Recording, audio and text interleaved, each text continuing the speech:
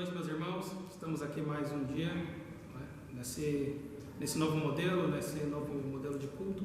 Nós estaremos em nossos lares, meus irmãos. Não nos esqueçamos da devida reverência ao nosso Deus nesse momento de culto. Ainda que não no espaço aqui reservado, não em nossa igreja, nos lembremos sempre que estamos diante de nosso Rei, meus amados. E na devida reverência que nós devemos ao nosso Deus, que cada um em sua casa possa receber esse alimento espiritual disposto para nós. Vamos ter agora o nosso momento de oração, curvemos nossas cabeças. Senhor nosso Deus, Pai amado, nós te damos graças, ó Pai, por tudo que Tu és, pelo Teu Filho amado, pelo sangue de Jesus Cristo, pela capacitação do Teu Espírito Santo, pelo perdão dos nossos pecados, ó Pai. Nós te pedimos, ó Pai, pelo Teu povo, que sofre agora esse afastamento, que sofre essa pandemia. Nós sabemos que aqui estamos, ó Pai, e passaremos por aflições. Por meio dessas aflições, o Teu caráter é formado em nós, ó Pai. Que o Teu Espírito nos capacite, ó Pai, para que nós nos tornemos conforme o Senhor Jesus Cristo, ó Pai, em nossos pensamentos, em nossas atitudes. Abençoa cada um, ó Pai, em seus lares. Protege aqueles que estão trabalhando, ó Pai.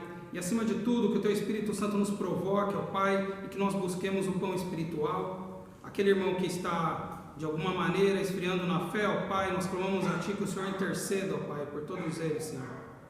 E que nós, ó Pai, como Teu povo, demonstremos vitória após passar todas essas dificuldades e sabendo que a vitória não está em nós, mas no sangue do Teu Filho amado, ó Pai. Fica conosco, que o Teu Espírito Santo clareie o nosso entendimento para a compreensão da Tua santa mensagem, ó Pai. Essa oração que Te fazemos em nome do Senhor Jesus. Amém. Como eu disse, meus amados, com a devida reverência ao nosso Deus, iniciaremos agora a nossa meditação, a nossa liturgia. O primeiro texto, eu convido nossos irmãos a abrirem suas Bíblias em Isaías 53. Nós faremos a leitura do capítulo como um todo. Eu farei a leitura aqui, os irmãos acompanhem em seus lares. Isaías 53. Quem creu em nossa pregação e a quem foi revelado o braço do Senhor? Porque foi subindo como renovo perante ele e como raiz de uma terra seca. Não tinha aparência nem formosura.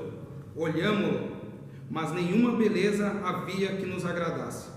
Era desprezado e o mais rejeitado entre os homens. Homem de dores e que sabe o que é padecer. E como um de quem os homens escondem o rosto, era desprezado e dele não fizemos caso. Certamente Ele tomou sobre si as nossas enfermidades e as nossas dores, levou sobre si, e nós o reputávamos por aflito, ferido de Deus e oprimido.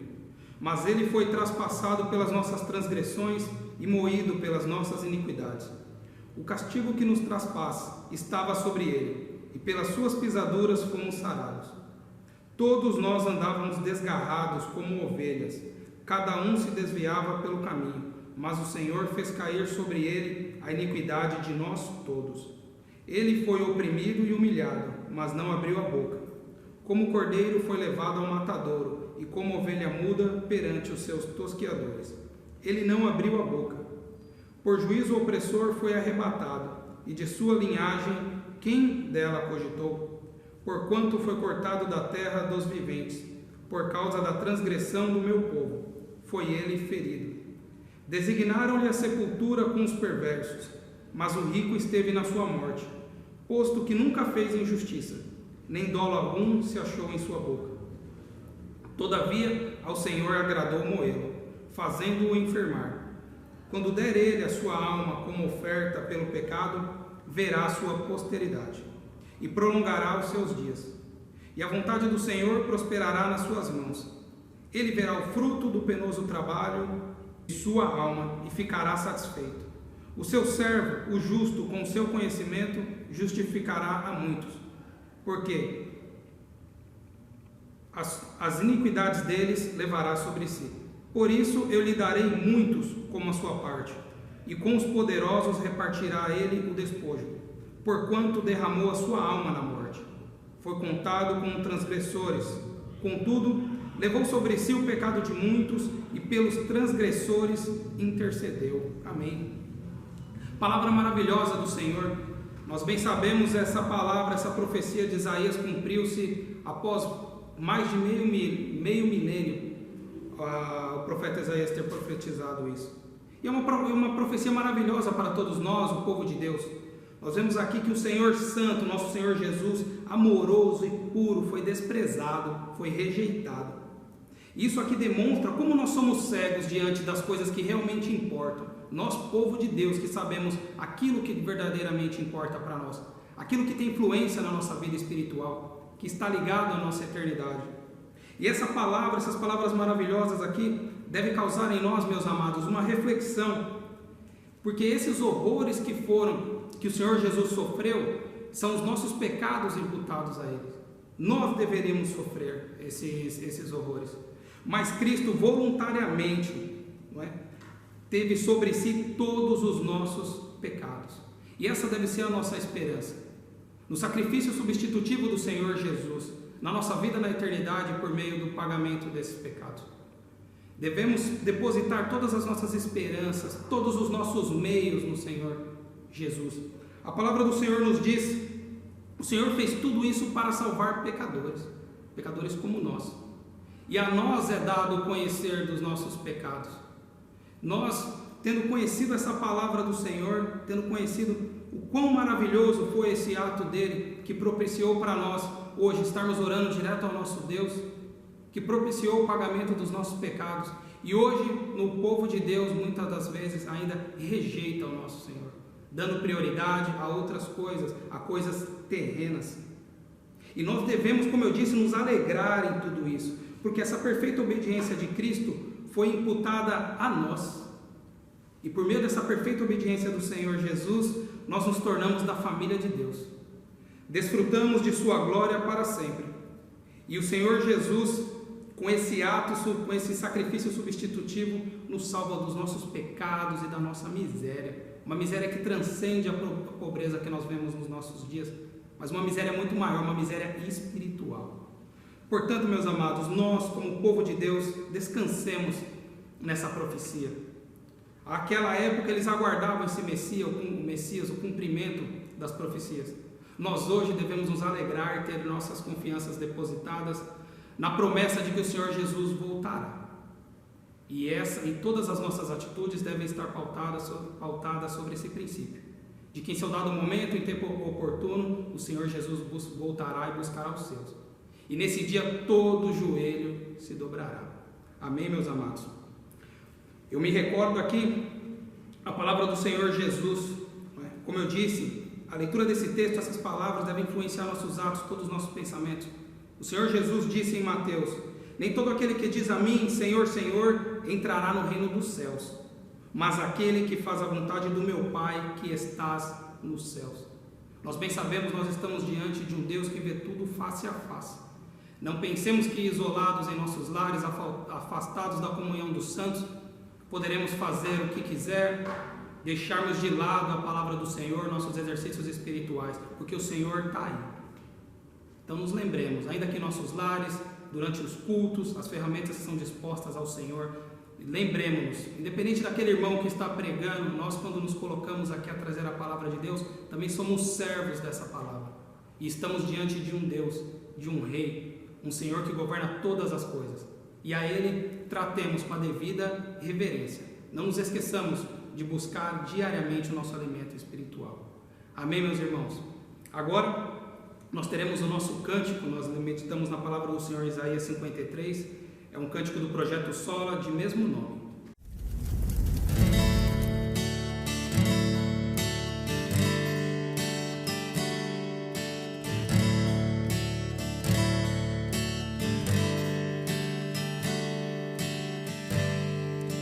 Ele não tinha qualquer beleza ou majestade para nos atrair.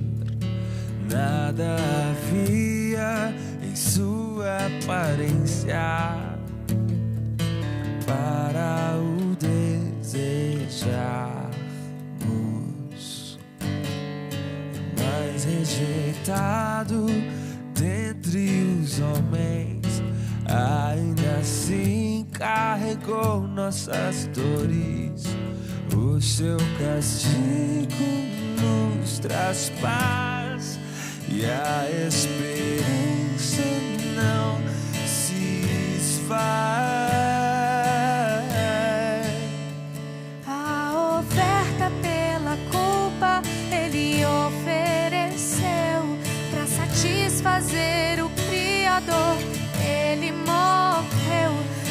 sua luz em nós pudesse brilhar.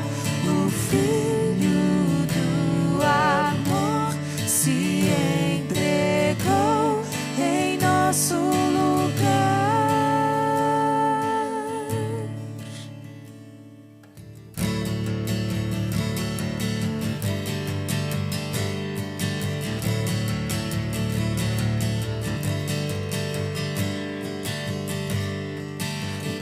Rejeitado dentre os homens, ainda assim carregou nossas dores.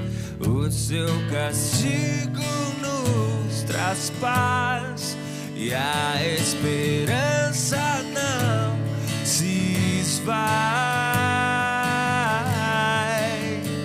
A oferta pela culpa ele ofereceu. Pra satisfazer o Criador, ele morreu, pra que a sua luz em nós pudesse brilhar. O Filho do amor se entregou em nosso lugar.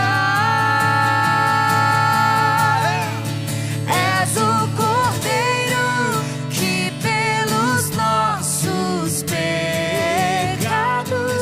foi esmagado, sem dizer uma só palavra, se entregou aos cravos, derramou sua vida até a morte, provando a ira amarga pra nos dar sua doce graça e nos fazer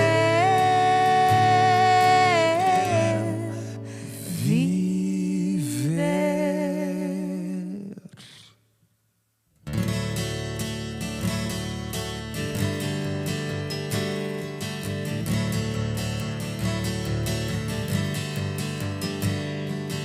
La la la, la la la, la la la la, la la la, la la la, la la la.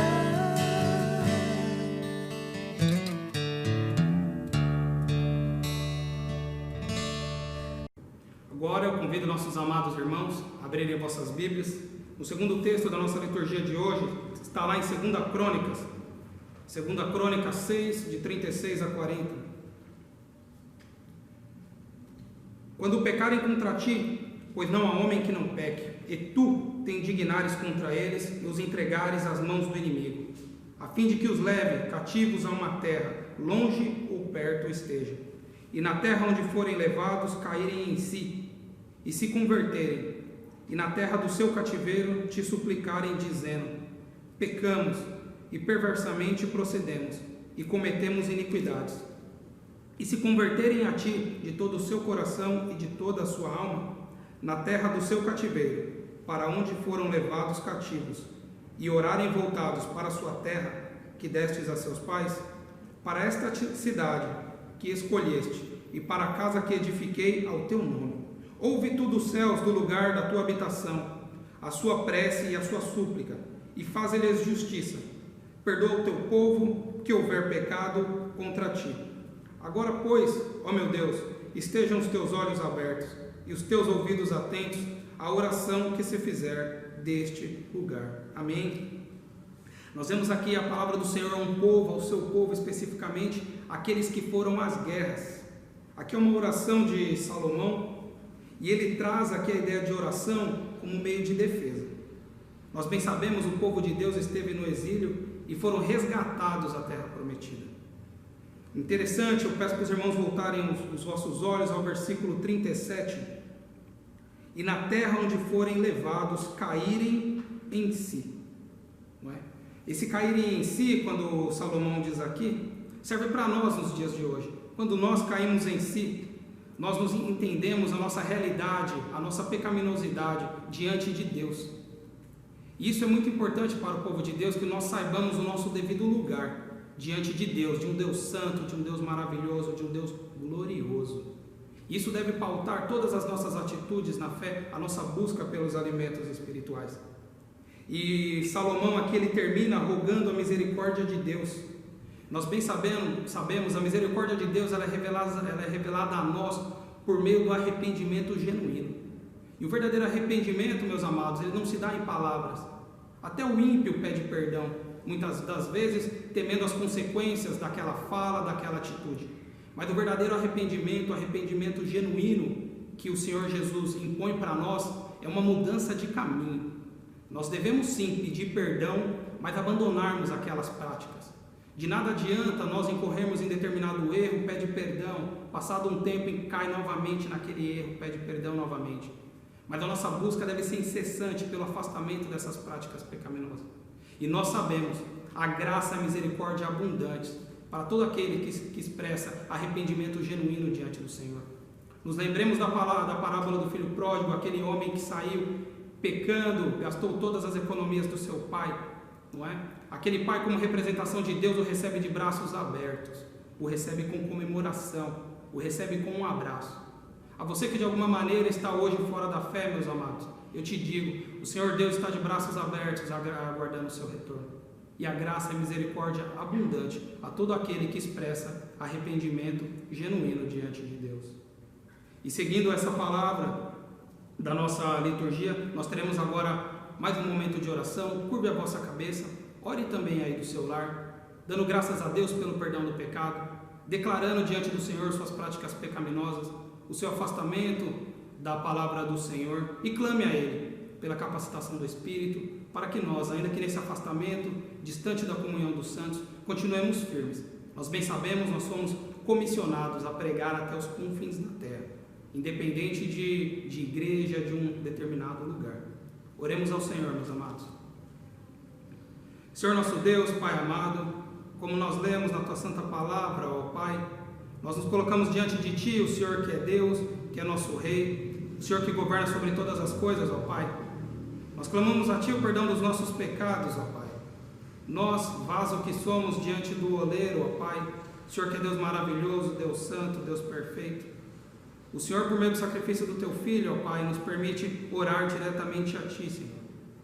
E nós clamamos a Ti pelo perdão dos nossos pecados, pela imperfeição dos nossos atos, da nossa oração. Clamamos a Ti, ó Pai, que o Senhor derrame misericórdia sobre o nosso governo. O Senhor tenha misericórdia das pessoas da área da saúde, de todas as pessoas que estão envolvidas nesse momento.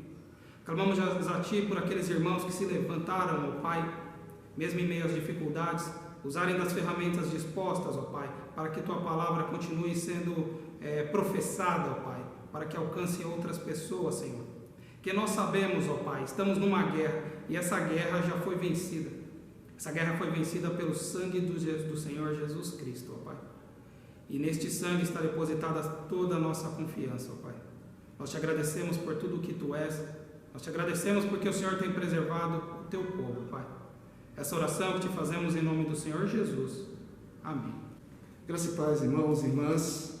Para a nossa meditação, então, convido agora todos a abrirem suas Bíblias na carta de Paulo aos Efésios, capítulo de número 1, versos 3 a 14.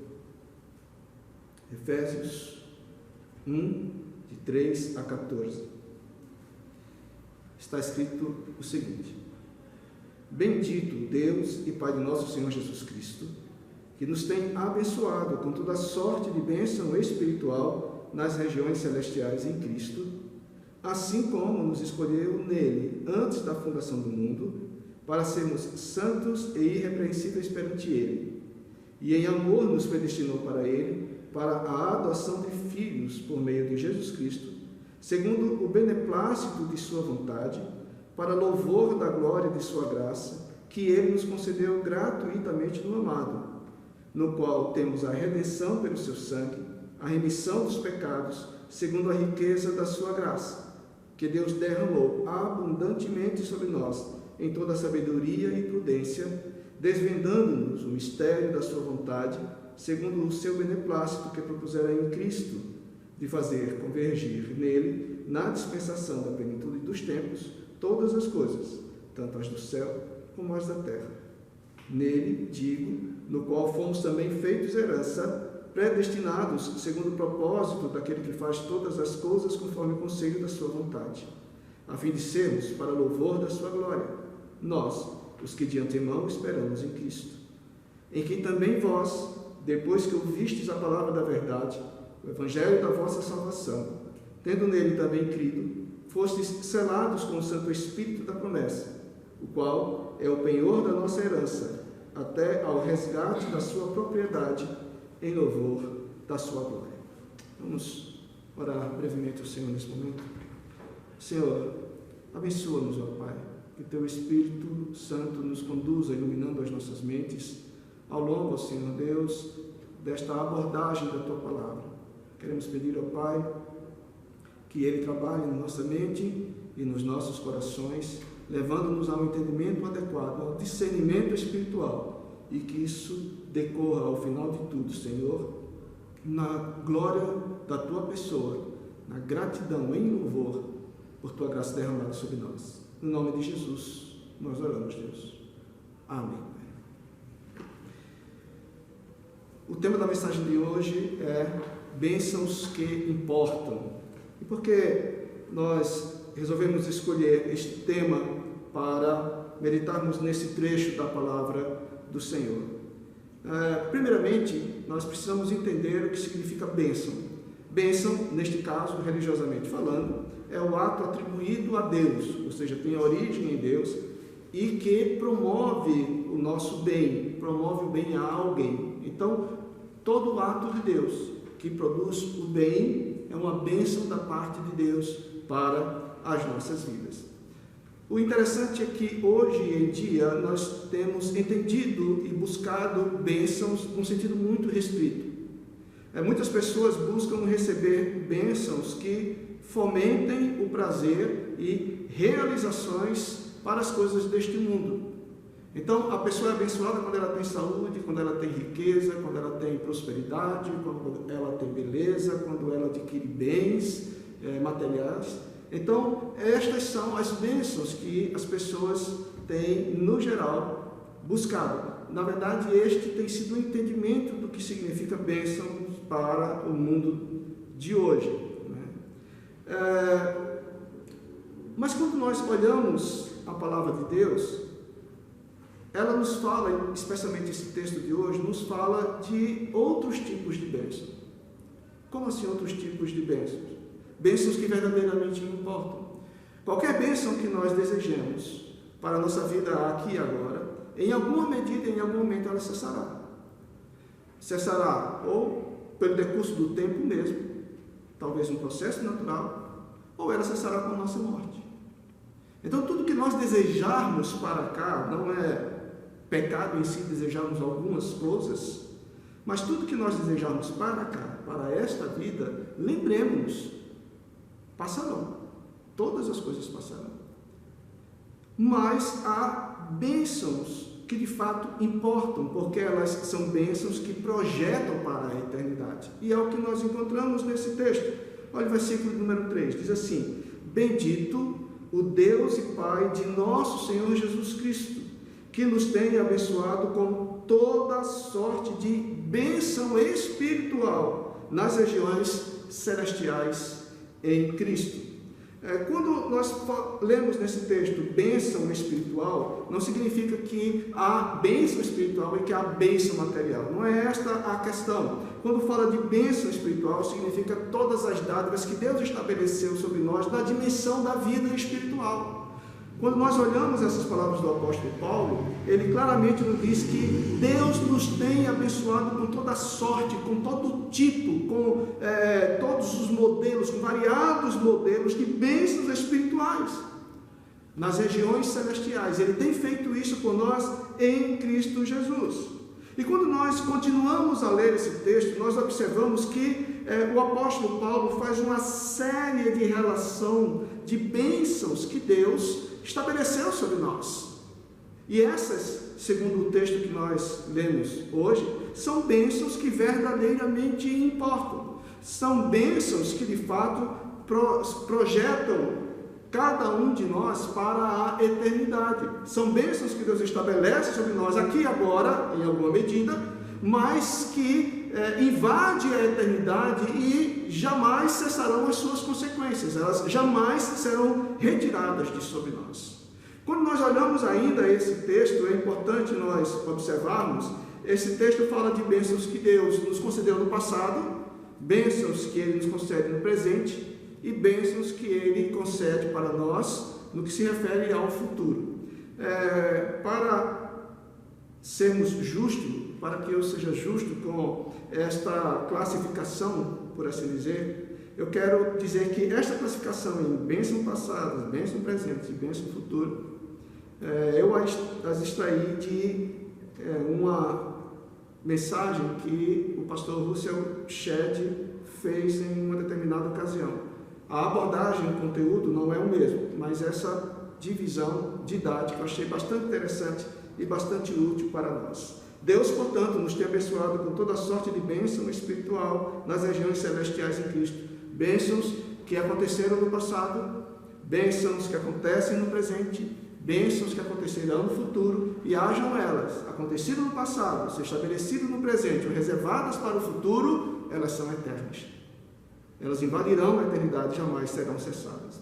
Então nós vamos olhar para esse texto sob esta perspectiva. Bênçãos que importam. Que bênçãos Deus estabeleceu sobre nós no passado? Nos versículos números 4 e 5 nós encontramos.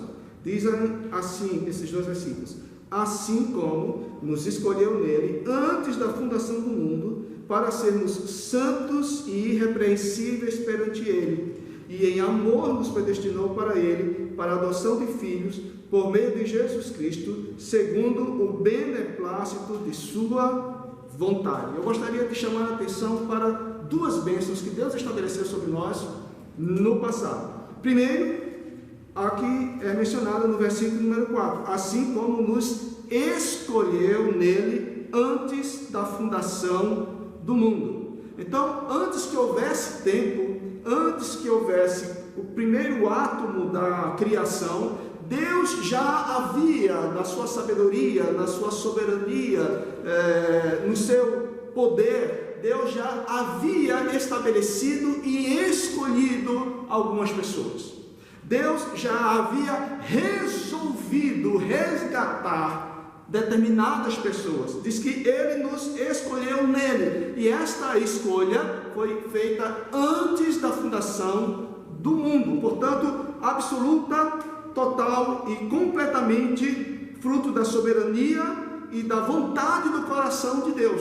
Não houve nada que justificasse Deus ter que tomar esta atitude. Antes que houvesse qualquer coisa, antes que houvesse o primeiro homem na face da terra, Deus já havia, antes da fundação do mundo, antes da criação do universo, antes da criação do cosmos, escolhido. E há uma declaração importante após este verbo: assim como nos escolheu nele antes da fundação do mundo, para sermos santos e irrepreensíveis perante ele. Qual a finalidade dessa escolha de Deus? Por que Deus escolheu? Com que propósito Ele escolheu? Ele fez a escolha de alguns para serem santos diante dele. Se há uma característica absoluta em Deus e distinta de qualquer elemento da criação, é a santidade de Deus. Só Deus é santo na essência e na possibilidade do que esta palavra significa.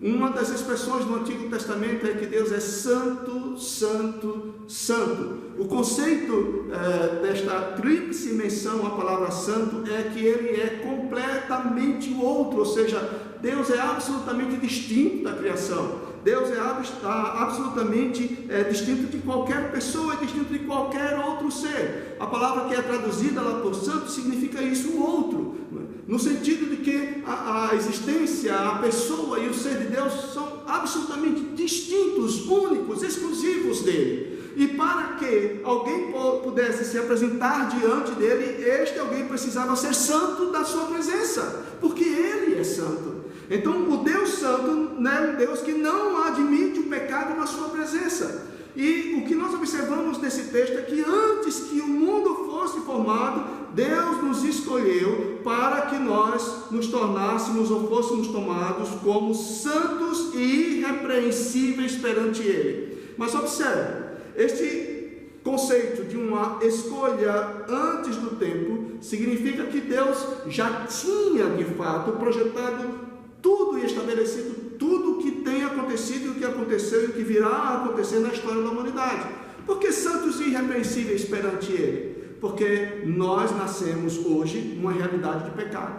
E é importante quando nós observamos isso. Uma bênção que verdadeiramente importa, dentre outras bênçãos que nós vamos mencionar aqui, é o fato de que Deus nos escolheu para, de um mundo no qual nós vivemos em pecado, Ele nos tirasse de lá para receber-nos na sua presença como santos e irrepreensíveis, ou seja, pessoas que não poderiam ser acusadas de mal algum.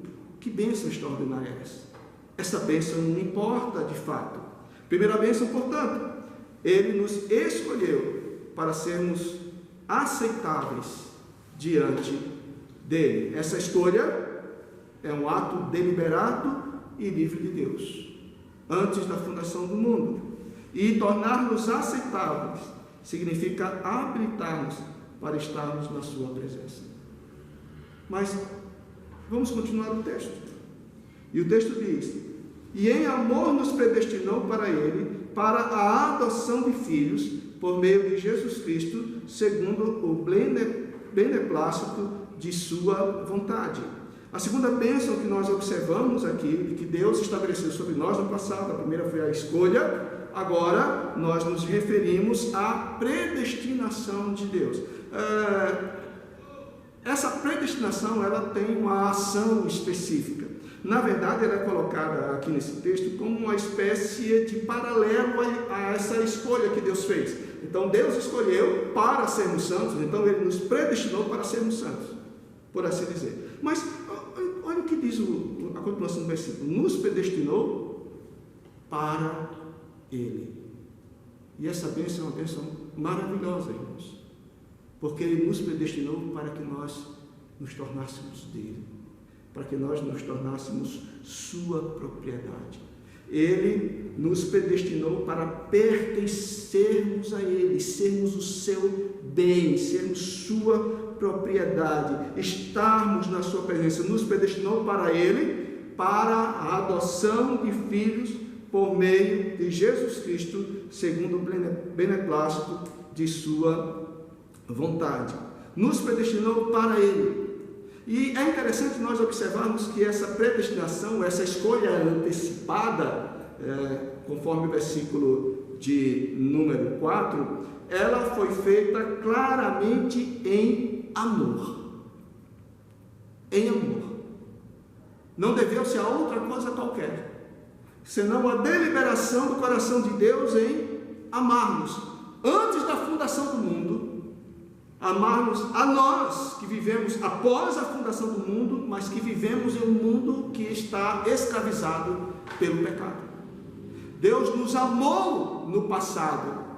Deus já antes da fundação do mundo tinha este amor disposto para conosco. Amor que Ele resolveu estabelecer, foi escolha dEle, foi da vontade dEle. Nos predestinou para Ele, para a adoção de filhos, não somente sermos propriedades dele, mas nós vivermos e convivermos com ele na eternidade como pertencendo à mesma família. Deus resolveu que nós nos tornaríamos seus filhos. Então Ele nos predestinou para Ele em amor. Eu gostaria de chamar a atenção dos irmãos e irmãs para este conceito de amor que temos aqui nesta passagem da palavra de Deus. Regularmente nós mencionamos o fato de que na língua em que foi escrito o Novo Testamento havia 3 palavras para definir determinados tipos ou expressões de amor. Havia o amor atração física, uma palavra específica. Havia o amor amizade, era outra palavra. E havia o amor estima, né, que era uma outra palavra. O interessante é que cada uma dessas expressões de amor na existência humana se refere a um tipo de amor condicionado. O amor à atração física condicionado à atração. O amor à amizade condicionado à amizade. O amor estima considerado a partir de determinadas qualidades que a outra pessoa tem e que nós passamos a admirar. Então toda a expressão de amor na humanidade e entre a humanidade se deriva de algum fator ou algum elemento condicionador deste amor. Mas quando se refere ao amor de Deus, a palavra mais usada no Novo Testamento é uma palavra que define um amor que resolve se estabelecer independente e apesar de qualquer condição. A palavra que traduz esse tipo de amor é a palavra agape, ou ágape, como alguns pronunciam. E há nesta palavra o conceito de um amor que se impõe soberanamente. Um amor que se estabeleceu soberanamente, um amor que caiu ou recaiu sobre nós de forma soberana, não condicionada ao que quer que seja, não condicionada a qualquer elemento, não condicionada a qualquer fato, não condicionada a qualquer evento, não condicionada a qualquer possibilidade de qualidade que pudesse existir em nós. Um amor que se estabeleceu sobre nós, um amor que se impôs sobre nós, apesar de todas as nossas falhas, apesar de todos os nossos pecados. Foi assim que Deus nos amou antes da fundação do mundo. Ele impôs esse amor a nós. Ele estabeleceu e tributou este amor a nós, no sentido de que Ele o fez recair sobre nós. Em amor nos predestinou para que nós pudéssemos ser reunidos a Ele, colocados diante dEle, aceitos diante dEle, como que por uma espécie de adoção. Nós que não éramos filhos, por causa do amor de Deus, Ele nos escolheu para Ele o fez em amor, nos habilitando para nós estarmos diante dEle na condição de filhos. Há um trecho da palavra de Deus aqui na própria carta aos Efésios que expressa muito claramente este amor que se impõe soberanamente, apesar da indignidade do objeto deste amor. No capítulo número 2, versículos de números 1 a 5, nós encontramos o seguinte: Ele vos deu vida, estando vós mortos nos vossos delitos e pecados, nos quais andastes outrora, segundo o curso deste mundo, segundo o príncipe da potestade do ar, do espírito que agora atua nos filhos da desobediência, entre os quais também todos nós andamos outrora, segundo as inclinações da nossa carne, fazendo a vontade da carne e dos pensamentos, e éramos, por natureza, filhos da ira, como também os demais. Versículo 4. Mas Deus, sendo rico em misericórdia, por causa do grande amor com que nos amou, e estando nós mortos em nossos delitos, nos deu vida juntamente com Cristo. Até aqui. Então, esse trecho diz claramente a nossa indignidade e o nosso não merecimento deste amor misericordioso de Deus. Mas o texto deixa muito claro: estando nós ainda mortos nos nossos delitos e pecados, Ele nos deu vida, e esta vida Ele a deu como expressão e consequência do seu amor por nós. Então, as duas grandes bênçãos que Deus estabeleceu sobre nós: nos escolheu antes da fundação do mundo para nós tornarmos aceitáveis na sua presença. Segundo, Ele nos predestinou para Ele, e Ele o fez em amor, adotando-nos como seus filhos. O interessante é nós observarmos que aqui há uma relação de causa e consequência. A escolha em amor foi a causa do nosso resgate diante de Deus. E a consequência desta escolha em amor foi a adoção de cada um de nós como filhos. Porque Deus nos amou, fomos adotados como filhos. Essas são bênçãos que Deus estabeleceu para nós, ou sobre nós, no passado. Antes da fundação do mundo, nos escolheu antes da fundação do mundo, nos predestinou, nos escolheu para tornar-nos aceitáveis diante dele, nos amou a ponto de lançar sobre nós, para o nosso benefício, a condição e a possibilidade de nós sermos seus filhos. Mas Deus não só nos abençoou no passado, Deus também tem bênçãos para o presente, e essas bênçãos igualmente importam. Nós observamos isto a partir do versículo de número 6 em diante, até o versículo de número 9. Vamos ler somente até estes versículos. Diz assim: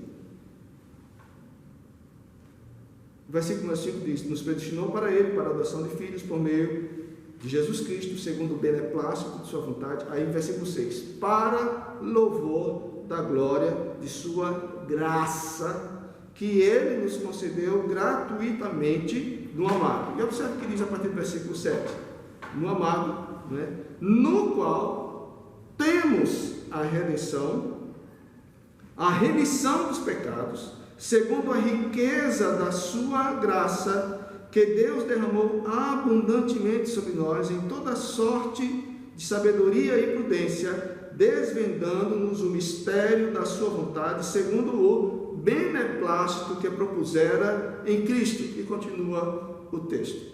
Então, o que nós queremos destacar nestes versículos? Três bênçãos, melhor dizendo, que nós gozamos já no presente. Primeiro, a bênção da redenção. Nós vemos no versículo número 7, em Cristo, no amado, referido no versículo de número 6, no amado, no qual temos a redenção. E é preciso que nós entendamos o que significa redenção. Redenção significa resgate, é o ato de resgatar alguém. Então, diz-nos este versículo que em Cristo, no amado de Deus, aquele em quem e por meio de quem Ele resolveu não somente nos escolher, não somente nos possibilitar estar na sua presença, mas em Cristo Ele tornou possível a nossa adoção como seus filhos. Nada ocorreu à parte da pessoa e da obra de Cristo. Mas como foi que Deus nos tornou seus filhos em Cristo? Primeiro, no segundo versículo de número 7, Ele nos resgatou. Ele nos resgatou de quê? Ele nos resgatou da condenação do pecado. Ele nos resgatou do agrilhoamento do pecado. Mas em quem Deus fez isso? Ele fez isso por nós na pessoa do seu Filho. Verso 7, no qual temos a redenção pelo seu sangue. Foi o sacrifício de Cristo lá na cruz que promoveu o resgate de cada um de nós daquela condenação que antes pesava sobre nós. Então foi o ato de Cristo que nos resgatou, nos tirou das mãos de Satanás, nos tirou do domínio da potestade do ar.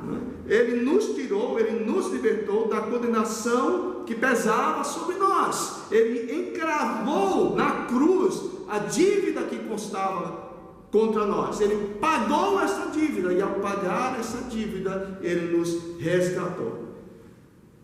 Continua ainda o versículo número 7, no qual temos a redenção pelo seu sangue, e diz ainda a remissão dos pecados. Remissão é uma outra palavra interessante. Às vezes nós usamos remissão como sinônimo de redenção, e é possível isso acontecer. Mas nesse texto nós observamos que há uma distinção entre uma e outra. A expressão redenção significa resgate, e a expressão remissão significa perdão.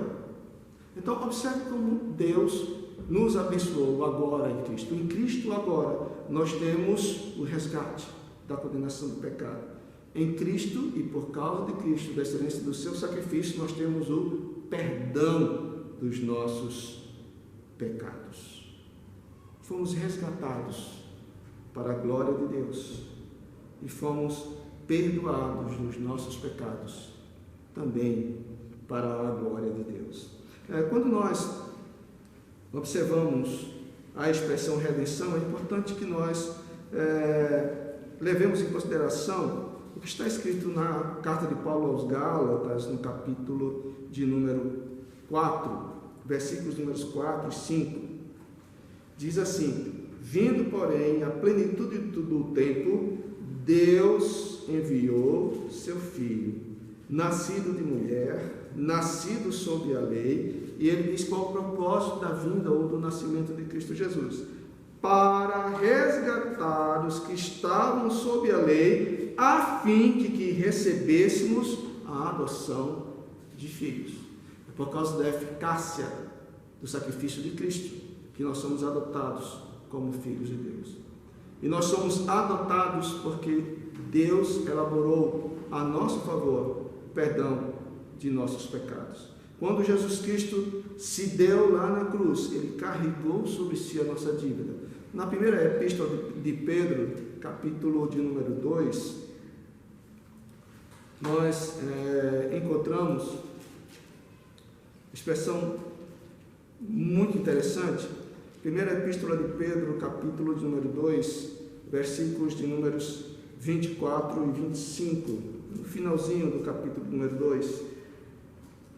O apóstolo Pedro, falando de Jesus Cristo e da sua obra, como Ele nos resgatou, ele diz assim, verso 24: carregando Ele mesmo em seu corpo, sobre o madeiro, os nossos pecados, para que nós, mortos para os pecados, vivamos para a justiça. Por suas chagas, ou seja, pelos ferimentos, pelo sofrimento dele, fostes sarados. Porque estáveis, isso é coisa do passado, estáveis desgarrados como ovelhas, agora, porém, vos convertestes ao pastor e bispo da vossa alma. Então, o que nós encontramos no conjunto da revelação da palavra de Deus é de que o nosso resgate se deu pela entrega de Cristo. Ele carregou sobre o madeiro, ou no madeiro, ele carregou sobre si os nossos pecados. E ele, ao padecer isto, ele padeceu em razão da decisão de Deus. Deus o enviou para que ele promovesse essa redenção e esta adoção. E isso é muito interessante, porque o que nós encontramos no final do versículo número 5, nós encontramos também no final do versículo número 9, uma expressão que para nós não é muito comum. No final do versículo número 5, diz, referindo-se à predestinação, à escolha, diz que Deus o fez segundo ou de acordo, ou, no certo sentido, seguindo o beneplácito de sua vontade. No final do versículo de número 9, diz também, ou usa também essa expressão, segundo o seu beneplácito que propusera em Cristo. Mas observe o que aqui diz no início do versículo número 9. Quando Jesus foi entregue na cruz, quando ele derramou o seu sangue em nosso lugar, quando ele pagou a nossa dívida, Deus nesse ato desvendou o propósito dele para nós na pessoa de Cristo Jesus. Então o que nós encontramos é que Deus fez isso, e ao fazer isso ele desvendou para nós, ele aclarou, ele manifestou para nós qual era o beneplácito da sua vontade. Ou seja, beneplácito é uma palavra que indica, poderia ser traduzido como o bom propósito. Muitas vezes nós ouvimos algumas pessoas dizerem assim: Deus tem um propósito para a sua vida. Quando nós olhamos para esse texto por duas vezes, o apóstolo Paulo registra que o que Deus fez, ele fez seguindo o beneplácito ou o bom propósito da sua vontade. Deus tem uma vontade estabelecida sobre nós, e esta vontade era de fazermos ou tornar-nos seus filhos. O propósito da vinda de Cristo para este mundo foi exatamente este: realizar o sacrifício, Cristo, que aplicaria sobre nós o bom propósito que Deus estabeleceu para nós antes da fundação do mundo. Então aquilo que Deus escolheu antes da fundação do mundo se estabelece sobre nós na história do mundo e se projeta para a eternidade. Essa foi a vontade de Deus. Isto foi deliberação de Deus, um bom propósito de Deus para nós, na pessoa de Cristo Jesus. Então, em Cristo, Deus nos resgatou, em Cristo, Deus nos perdoou. Ele fez isso desvendando o seu propósito para nós em Cristo Jesus e tornou-nos o seu legado eterno. Observe o que diz o versículo de número 11. Nele, em Cristo, digo, no qual fomos também feitos herança, predestinados, segundo o propósito daquele que faz todas as coisas conforme o conselho da sua vontade. Ou seja, conforme a deliberação do seu querer. Ele o quis e ele o realizou. Mas observe, no versículo número 11 diz algo muito interessante, que em Cristo também nós fomos feitos herança. O que é herança? Herança são bens que nós deixamos para a posteridade, né? Herança é o conjunto de bens e, no certo sentido, de valores também, né? Mas a ideia aqui é de um bem físico que Deus estabelece para a posteridade. Que bens são esses? Somos nós. Nós somos o legado de Deus para a eternidade. Nós somos o legado de Deus para a posteridade. Lembra do que o apóstolo Paulo certa vez disse? Ele disse que Jesus deu a sua vida para salvar os pecadores, dos quais ele era o maior. E para quê? Mostrando que se ele, que era o maior dos pecadores, foi salvo, quanto mais as outras pessoas. Ou seja, Paulo se coloca como o maior, ou mais indigno, ou o pior dos pecadores. E se Deus salvou o pior dos pecadores, ele diz, quanto mais a vós outros. Deus, ao nos salvar, ao nos perdoar, ao nos resgatar, ele nos estabeleceu como sua herança, como sua propriedade, como seu legado de graça, para que as pessoas vejam e para que a eternidade seja vivida e na eternidade ele seja aplaudido e glorificado por este ato extraordinário que ele realizou. Aqui nós temos também uma relação de causa e consequência. Na bênção passada, a escolha trouxe como consequência a adoção de cada um de nós como filhos. Quando nós olhamos esse texto aqui, a redenção é a causa da nossa remissão. Porque Jesus morreu, os nossos pecados foram perdoados.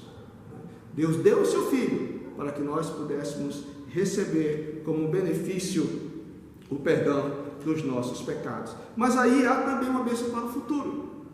A bênção do passado, a escolha e a predestinação. A bênção para o presente, a remissão e a redenção. Mas a bênção para o futuro, nós encontramos a partir do versículos de números 12 a 14. No versículo número 12, nós já lemos, mas eu vou reler. Nele, digo, no qual fomos também feitos herança, predestinados segundo o propósito daquele que faz todas as coisas conforme o conselho da sua vontade. Aí vem o propósito, a fim de sermos para o louvor da sua glória, nós os que de antemão esperamos em Cristo. Então, a boa vontade de Deus em Cristo é que Ele, realizando em nosso favor a remissão, a redenção, nos mostrasse como o seu legado e para que este legado dele servisse para o louvor da glória da sua graça expressa em Cristo Jesus. Mas observe o que diz o versículo número 13: em Cristo, em quem também vós, depois que ouvistes a palavra da verdade, o evangelho da vossa salvação, tendo nele também crido, observe, fostes selados com o Santo Espírito da promessa, o qual é o penhor da nossa herança até ao resgate da sua propriedade em louvor da sua glória. Quando nós olhamos esses dois versículos números 13 e 14, mais especialmente, nós observamos que Deus nos resgatou como sua propriedade e Ele vai mostrar a consumação desta obra de salvação e de remissão quando nos resgatar definitivamente para a sua glória.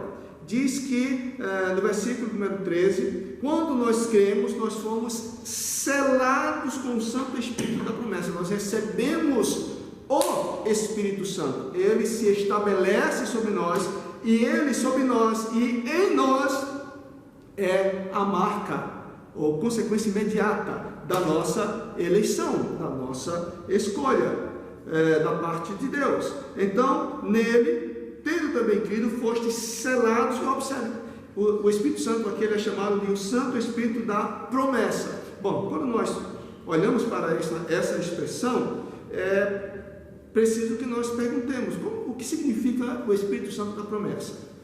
Bem, há dois modos pelos quais nós podemos entender isto.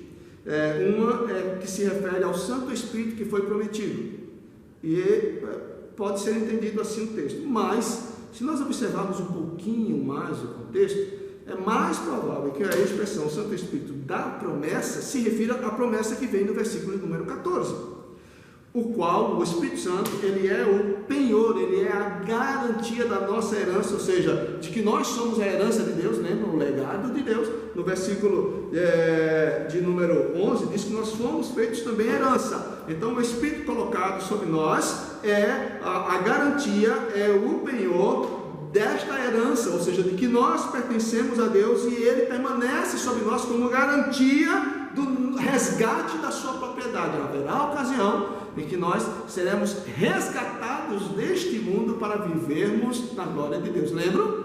Escolhidos antes da fundação do mundo para sermos santos e irrepreensíveis perante Ele. Ele fez isso em amor, e Ele aplicou esta redenção, esta possibilidade, ou melhor dizendo, esta realidade da redenção na pessoa de Cristo Jesus.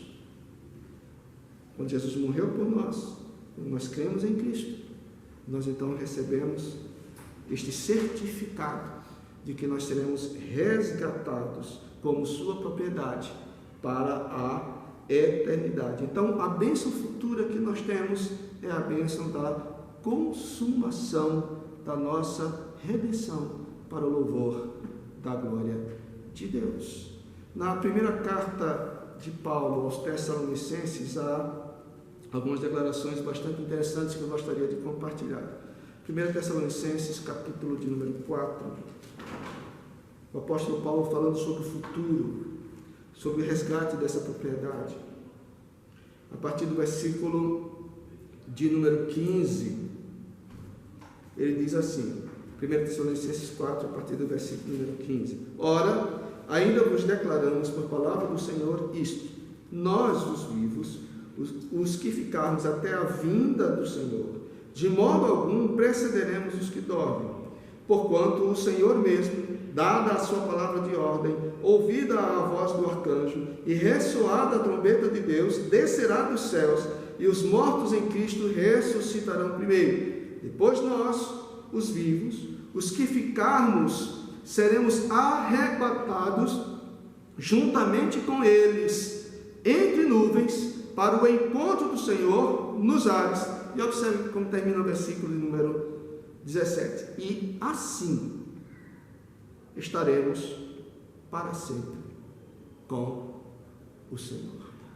Haverá a volta do Senhor Jesus, e na volta do Senhor Jesus nós seremos arrebatados. Os que estiverem vivos serão arrebatados para encontrar-se com o Senhor nos ares. Os mortos em Cristo, ou seja, aqueles que morreram na fé em Cristo, ressuscitarão, e seremos nós e eles juntados ao Senhor Jesus Cristo, e diz, e assim estaremos para sempre com o Senhor. Esta é a promessa de Deus. Quando Deus nos salvou, Ele nos salvou para a eternidade. E o Espírito Santo é o penhor deste ato de Deus.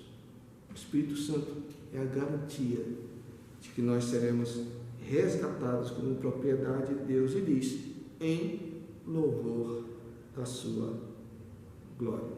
Estas são bênçãos que verdadeiramente me importam. Essas são bênçãos às quais nós devemos estar atentos. Essas são as bênçãos maiores pelas quais nós, de todo o nosso coração, devemos efetivamente louvar ao Senhor. Ficamos muitas vezes distraídos com bênçãos para o dia a dia. Mas essas bênçãos vão cessar quando cessar a nossa história, ou quando cessar a história da humanidade na segunda vinda de Cristo. Há as bênçãos espirituais. Há os bons ou benéficos atos que Deus realizou por nós na dimensão espiritual. A escolha, a eleição, a remissão, a redenção, e nos está reservada para o futuro a consumação. Esta obra de Deus é que verdadeiramente importa. Eu gostaria só de terminar esta nossa mensagem, essa nossa meditação, lembrando de um episódio ocorrido entre Jesus e os seus discípulos. Chegou uma ocasião na qual Jesus comissionou os seus discípulos a irem de dois em dois pregando o Evangelho. Eles foram e quando voltaram extasiados. Eles voltaram maravilhados. Chegaram diante do Senhor Jesus Cristo e disseram para ele assim: Senhor, até os demônios se nos submetem. Olha, que maravilha isso, não é? A pessoa teve tanto poder a ela concedido que, por palavra, por declaração, os demônios, os próprios demônios se submetiam. Não é uma bênção de Deus ter esse tipo de poder? Sim, mas é uma bênção de poder nesse sentido, não é? Que se estabelece como uma forma de exercício de poder na dimensão espiritual. Ok. E Jesus, no entanto, voltou-se para os seus discípulos dizendo: olha, não se alegrem tanto pelo fato de os demônios se submeterem a vocês, mas sim pelo fato de o nome de vocês estarem arrolados nos céus. Estas são bênçãos que verdadeiramente importam. Todas as bênçãos que nós possamos ter aqui ficarão. Mas a melhor, a maior, a mais extraordinária bênção que alguém possa receber é o do seu nome ser arrolado nos céus. Que nós, em nome de Jesus, conforme as várias ocasiões nas quais o apóstolo Paulo faz nesse texto, que nós louvemos a glória da graça de Deus e ao próprio Deus por essas bênçãos espirituais estabelecidas sobre nós nas regiões celestiais em Cristo. Deus abençoe a todos. Nós vamos ouvir agora um cântico. Eu peço que à medida que esse cântico for sendo entoado, você reflita ainda mais sobre a bênção da redenção em Cristo Jesus.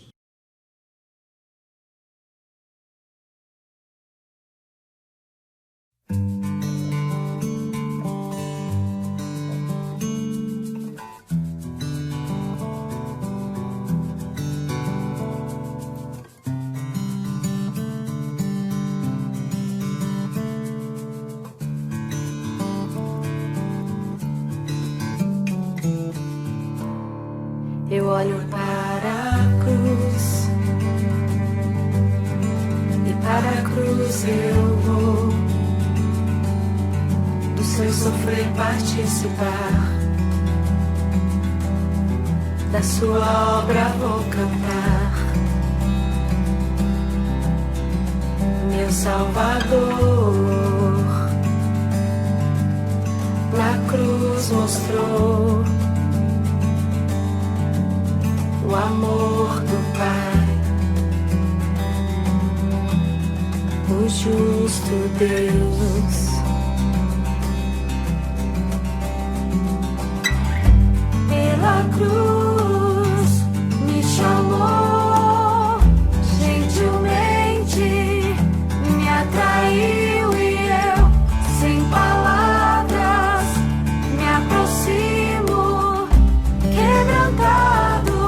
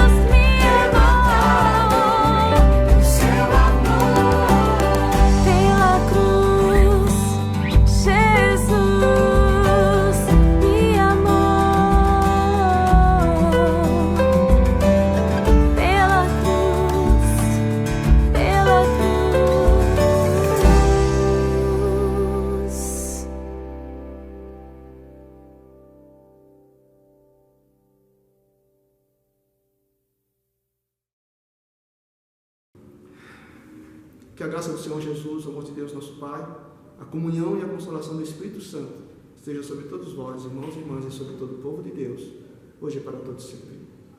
Amém.